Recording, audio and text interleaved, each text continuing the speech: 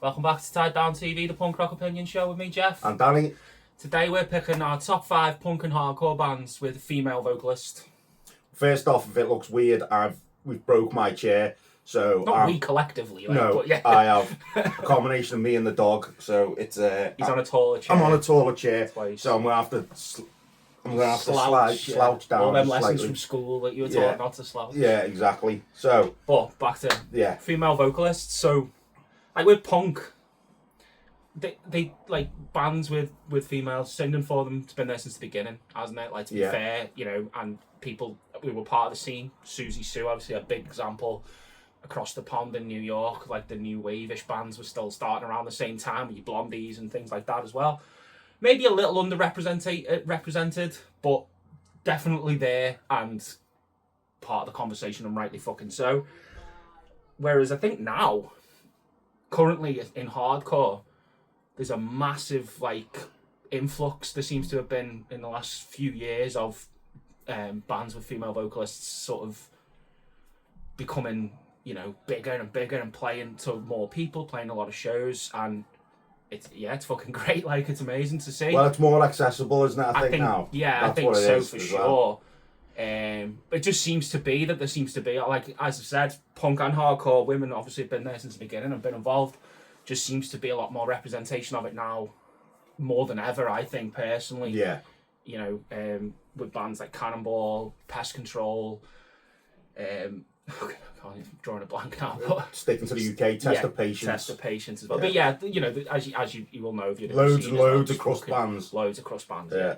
But yeah, in general, and you know, we kind of realised we've never done a video centred on bands with, you know, with female vocalists. So here we are. It's because people have said female fronted hardcore is not a genre. So it's kind of like you don't want to, you know what I mean? Well, it's not. Yeah. No, it's not. It's not. But we're not picking it as a genre. Just picking the bands that have female vocalists, aren't we, in general? And, you know, we're crossing punk and hardcore as a whole collectively, because there's a wide pool to pick from. There is, but for that reason, it's good. I like the way you pointed on that. I still wanted to keep within punk and hardcore because I tampered with the likes of Pauline Black and people like that. But I thought, is that too a little bit outside it? Susie Sue, I thought, is that too much a little bit outside it?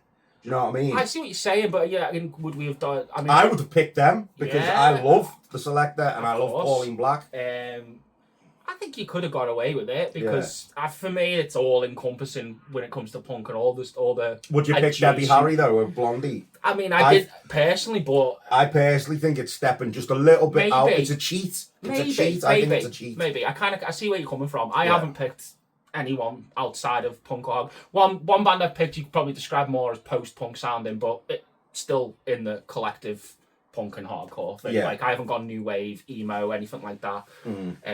But there are a lot of great bands in those offshoots, and, you know, Two Tone Scar as well.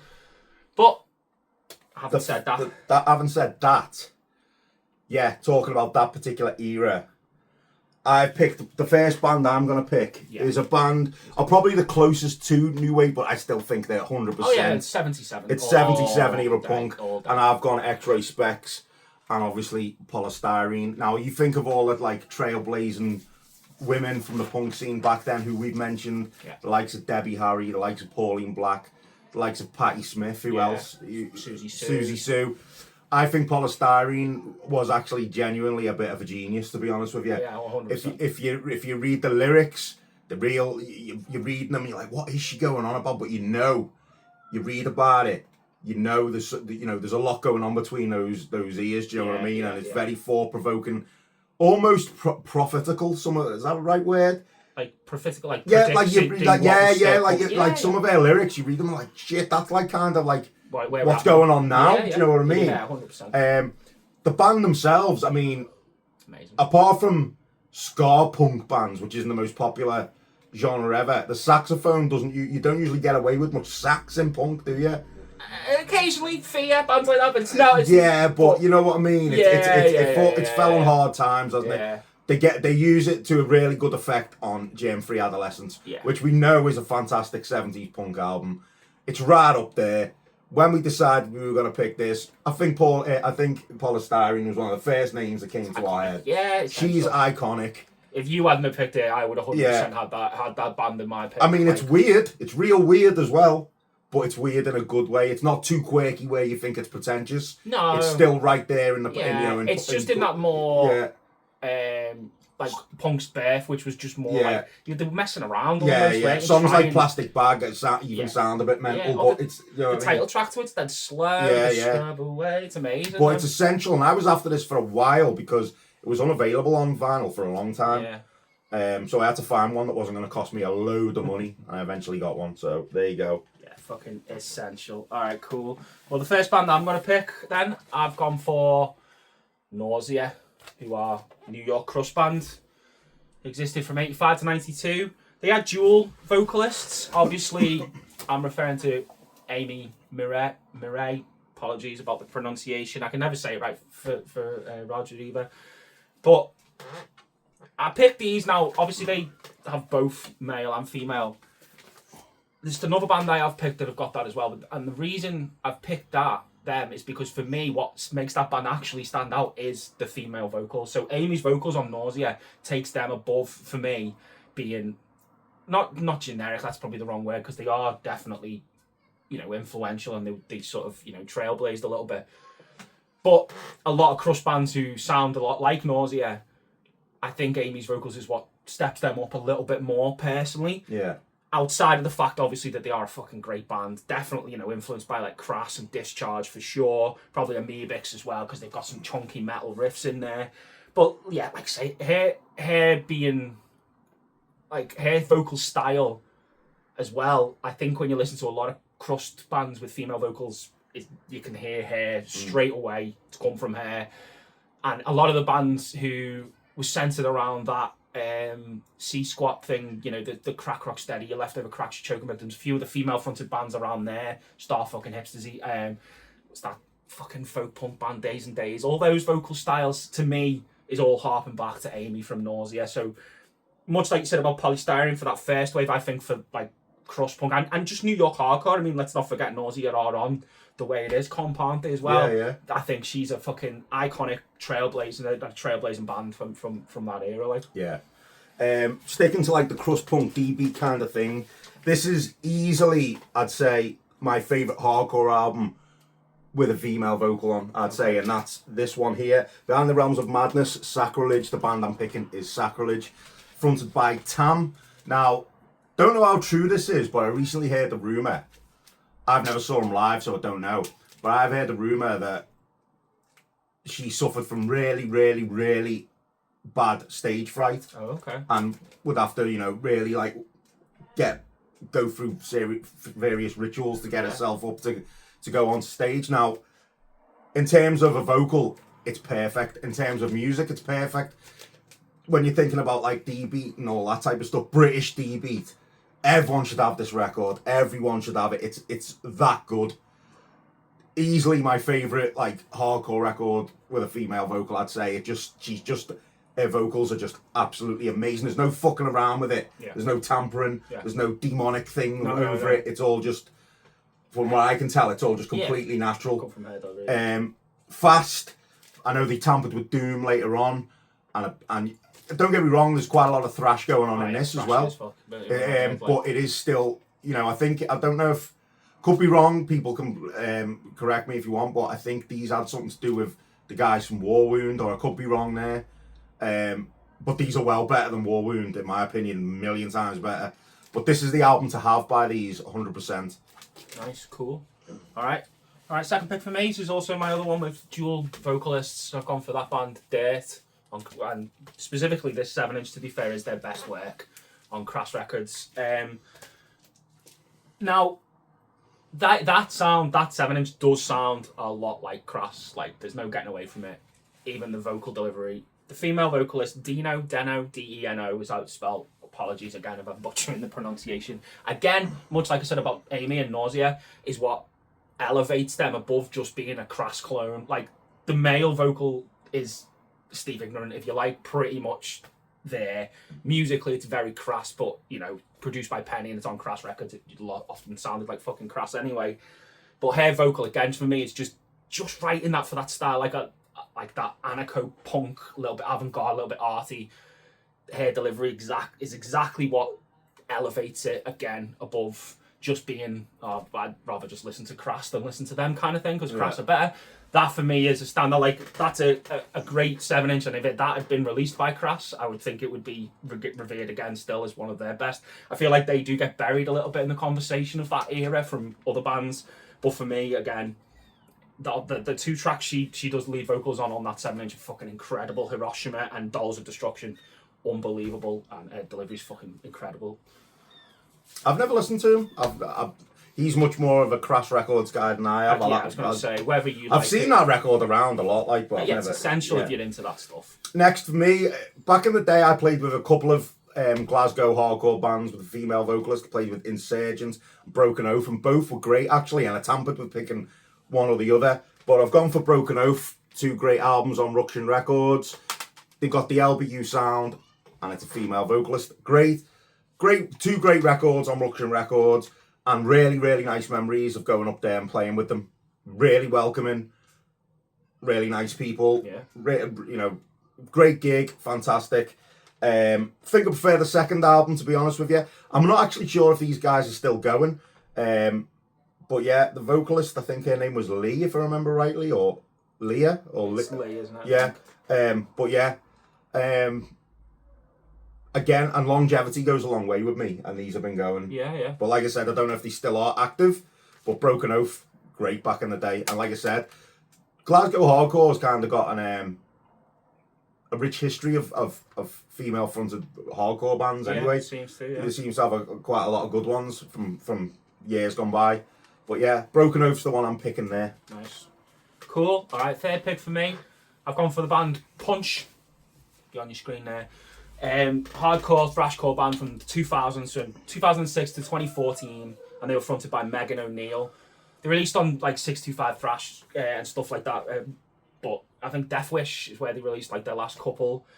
Now they've got a few releases. The Nothing Lasts EP, which is up here now, is fucking incredible. I think it's just like I say, it's like hardcore thrashcore if you like, very fast, angry, pissed off lyrically. Obviously there's things about addiction, veganism and feminism, but it's I think there's 7 tracks and it's in and out. And then the album they did after it, which I think they split up just after or went on hiatus because Megan left the band.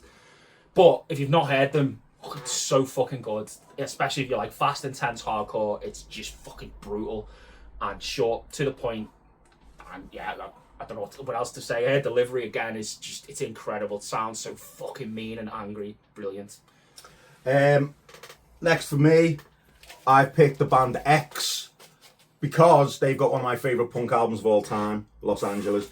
Can't talk enough about this album. First time I came across X was way back in the day when Foxy used to put his thrash gigs on. He used to occasionally put, like, if you got there early, he'd put like on the projector in the venue, he'd put like films on and stuff like that. And he this one gig around 2003, I think it was, he played the Decline of Western Civilization, the first one, and these featured heavily on that, especially with the song Nausea, which is on this album, which is a fucking standard for that time. That song is incredible. Got hold of the album a couple of years later, on CD initially, and it's a shared vocal, but it's done. This is going to sound crazy, but they almost use the harmonies similar to like the Everly Brothers or something. Yeah. No, do you know what I mean? Yeah, exactly what you mean. And it works amazingly. Yeah, this album is so good. There's sometimes put within this kind of first wave of American hardcore with your Jameses and your Black Flags and those types of bands, but it's more traditional punk sounding, isn't it? It's like not even it is very rock and roll, but it's essential, and it's got an amazing cover by the Doors on here, which I might even prefer. I know, but it's you know a great what? cover. Not denying it's a great cover. I might prefer it by X. There is not a bad moment on this album. Nope. The opening track, obviously Nausea, then Soul Kitchen, which is the cover, loads of other good songs, and then that, surely one of the greatest outro tracks of all time, The World's a Mess, It's in My Kiss. What a fucking song. Yes. Brilliant harmonies, brilliant musicianship. You know, they remind me a little bit of, sound-wise, but they're better. Do you remember, you know Harley Flanagan's first band, the Stimulators? The Stimulators, yeah. They sound like them, and they're also often put in the first wave of American hardcore as well. But this album, to me, is one of my favourite punk albums ever. And I can never pronounce her name. Right. How do you pronounce that? Well, it's Christine. Christine, but is it Exene? Exene, I think. Yeah, Exene. I can never pronounce her name. It's Exene and John Doe is the male vocalist, but isn't it? if I'm sure most of you have, but if you haven't heard this and you're into punk, please listen to it. Good fucking music, to be fair. Yeah, it's just brilliant music. And like I say, it's got melody, it's got harmony, it's got moments of little bits of aggression in there. Do you know what I mean? Nothing crazy, don't expect minor fret going on here. But it's just incredible. It's one of my favourites. I love it. Yeah, it's a great fucking album. Great album, great pick. Alright, next one for me. I've gone for Bedmaker, who are from DC, fronted by Amanda Mackay, obviously sister of Ian and Alec. This is the band that I said at the beginning. These are definitely more like post-punk sounding than just straight punk, but it is still in that vein. You know, like the Slits kind of thing with the angular, high thingy guitars and stuff. But again, just incredible. One of my favourite albums from 2024 when it came out, and I wasn't aware the band was around until that album came out on Discord, obviously, because I always check out new releases from there. But it, as I say, it came out a couple of years ago, and I still spin it all the time. It's great if you're into like I say, like more post-punk, you know, in the punk sound rather than just straightforward 3-chord punk. Give it a shot. Her vocal again, brilliant delivery, tight as fuck band, and doesn't outstay its welcome. Like some post-punk can be a bit too experimental and go extended and stay for ages. The album's over within half an hour. You know, this is almost maybe just over the perfect length for an album. Again, yeah, if you've not heard it, go and check it out. Especially if you like that more sort of post-punky or that like more modern Discord record sound, and you haven't heard it, go and check it out. My last pick is Walls of Jericho. I'll be honest with you, these days I'm definitely not a big fan of Walls of Jericho, but as I said before, longevity goes a long way with me, and you got to respect the amount of time this band have been going for and are still going. So first off, the band before that was one of my favourite all-time hardcore bands that the members were in, which was Earth Mover. And in '98, members started Walls of Jericho. And also, they were around. They were like I'm not going to say they were one of my gateway bands, because they definitely were not. But them and all that Trust Kill family was massive around then. Do you know what I mean? Like, all them, like Poison the Well, Walls of Jericho, Throwdown, all that stuff. And I did have the first, I don't own them anymore, but I had those first two Walls of Jericho albums. And they had some great songs on them, to be fair. Do you know what I mean? Yeah. And singer Candice, I mean, I know they've gone through quite a lot of members. She's been there doing that since the late 90s, still full of energy, still doing it strong. You know, you gotta respect that, haven't you? Do you know what I mean? The amount of time they've been going for. Yeah. Geez. Yeah. And she's a great vocalist, let's be honest, as well. So yeah, Walls of Jericho. Nice, cool. All right, my final pick. I've gone for the band Slant from Seoul in South Korea. Again, more modern, formed in 2018. Amazing. Fucking amazing. 80s influenced, like, very, if you're into, like, 80s hardcore with absolutely just unhinged vocal delivery. I can't sell it enough. Just brilliant. As a lot of you will know anyway, in the, like, Eastern countries, South Korea's, Japan's, places like that, everything seems to turn up to 10 or 11, doesn't it, of those kinds of things. And it's just fucking brilliant. Like I say, breakneck. Amazing EP, Vain Attempt, and the album, I think it's just called One. But obviously it's got some Korean text next to it, so I don't know the full title. We're both on Iron Lung Records, and fucking I'll go and check them out. Again, like I say, especially like, it's just no nonsense hardcore punk, exactly how it should be fucking played, and with an absolutely diabolically unhinged female vocalist. Absolutely brilliant. I can't pronounce her name. It's Yeji. So how would you pronounce that? Yeji. Yeji in Korean, I guess. I don't know, but yeah, she's fucking incredible, and they're an incredible band. So again, if you're not familiar with Slant, go and check them out, because you won't fucking regret it. I'm going to name 2 honourable mentions, actually. Go on. Because you've just reminded me then of a band I nearly picked, and then you've mentioned that band, and it's reminded me of, like, there's loads of Japanese bands that have got female fronted. I'm going to pick the Cums as one. That's a shout. Because that album's fucking great. It's great, yeah. Yeah.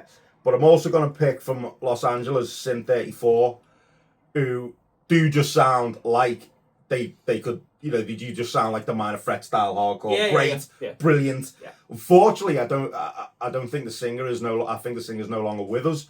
But that album, Do You Feel Safe, is fantastic. So the Cums and Sin 34 are my honourable mentions. Right, cool. My honourable mention, I've got one, was Initiate, who are a current band from California, definitely worth checking out as well.